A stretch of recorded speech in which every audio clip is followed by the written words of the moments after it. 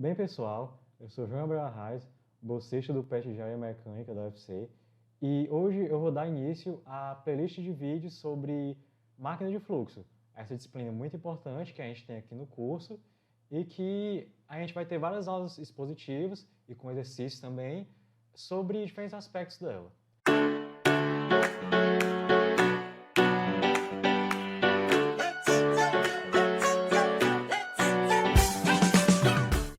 Começando pela introdução, claro. Nessa aula, a gente vai abordar a definição de fluido, a definição, as aplicações, as leis de divisão da área de conhecimento da mecânica dos fluidos, a definição de o que é uma máquina de fluxo e aí informações gerais sobre a disciplina como ela é dada aqui na UFC. Bom, começando. O que é um fluido? Eu peguei aqui a definição do Fox, que é o livro, texto que é o que a gente utiliza na cadeira e que eu me baseei para fazer esses slides.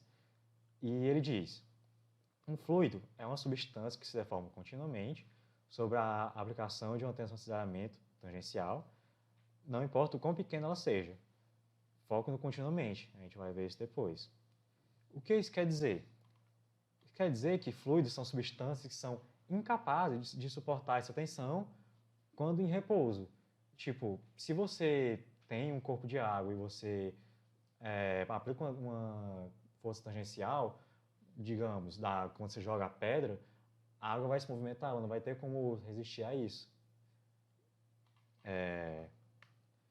E aí, há duas formas de fluido que existem.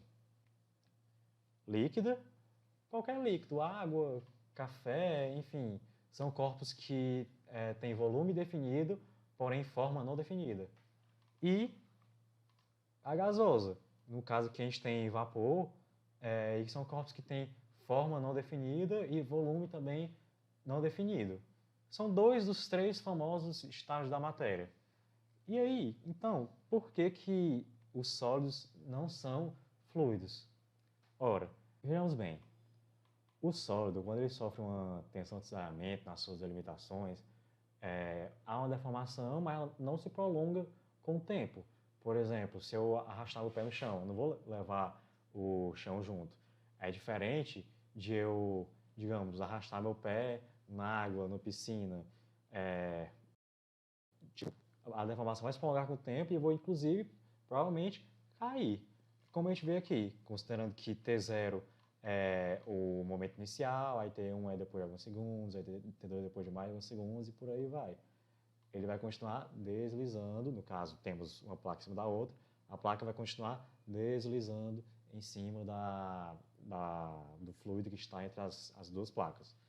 E aí é um movimento, um comportamento muito curioso, muito importante, a gente vê em muita coisa, muita aplicação ao nosso redor, e tem toda uma área de conhecimento dedicada a estudar isso. E qual é o nome dessa área? A mecânica dos fluidos. A mecânica dos fluidos, como o Fox diz também, lida com o comportamento dos fluidos em repouso e em movimento. E tipo, para que estudar isso? O que é que isso me interessa? Para projetar ou analisar, por exemplo, meios de transporte, por exemplo, aviões, carros, trem-bala. Esses veículos que precisam de muita velocidade têm que ser projetados pensando na aerodinâmica, porque senão a resistência do ar vai impactar bastante no movimento deles. Eles vão ficar mais lentos do que o desejado. E vai haver perda de energia com isso, que é o que a gente não quer na engenharia. Perder energia já é entropia, mas acaba acontecendo. Edifício de estruturas. Aqui tem a fotozinha da Ponte Tacoma. Acho que toda a engenharia já foi introduzido a esse caso. Se trata de um caso que a Ponte Tacoma, lá dos Estados Unidos, entrou em uma espécie de ressonância com o vento que estava passando em velocidade muito alta e chacoalhou, chacoalhou até que desmoronou. Não houve um planejamento pensando no fluido que passaria e estaria todos os dias batendo lá. Foi muito importante porque depois disso, todas as pontes do mundo são pensadas para levando em conta essa situação e você não vai ver a ponte Rio-Niterói caindo ou nada assim. Máquinas de fluxo também, que são o que a gente estuda na disciplina, que são turbinas, bombas, sopradores, ventiladores. Eu vou dizer a definição depois bem direitinho. Por enquanto fica um mistério. Sistema de aquecimento e refrigeração, porque, enfim, para refrigerar, para ter o ar-condicionado, a gente precisa de fluidos. A gente tem a água trabalhando lá, o R134A, enfim, é necessário entender o movimento, como que eles trabalham, e toda aquela história do número de Nusselt, enfim, essas coisas de refrigeração, que não são o assunto do vídeo. E aí, enfim, muitas outras aplicações. Como estudar isso? Temos 5 leis básicas que regem a mecânica dos fluidos. Toda formulação matemática, toda coisa que a gente vai fazer é, de certa forma, derivada dessas 5 leis, de alguma delas, de mais de uma, enfim. Começando pela lei da conservação da massa, basicamente, no sistema fechado, o que tem lá dentro, tipo, a quantidade das coisas, as propriedades não devem mudar, então a coisa que entra em determinado tempo, a massa que entra em determinado tempo é a massa que sai. Temos também a segunda lei do movimento de Newton, que é a coisa super básica da física, força resultante igual a massa pela aceleração, acho que eu não preciso explicar isso. O princípio da quantidade de movimento angular, que dita que a quantidade de movimento angular é igual ao momento de inércia vezes a velocidade angular. E a primeira e a segunda lei da termodinâmica, que se refere à questão da utilização de energia e geração de entropia. E como é que essa área de estudo é dividida? A mecânica dos fluidos é dividida em estática e dinâmica dos fluidos. Na UFC, a gente tem uma cadeira chamada dinâmica dos fluidos, que é essencialmente mecânica dos fluidos, que trata de toda a estática e do começo da dinâmica. E a cadeira de máquina de fluxo é essencialmente o final da dinâmica dos fluidos, mostrando as aplicações, que são as máquinas de fluxo. E, enfim, o que diabos são as tais máquinas de fluxo?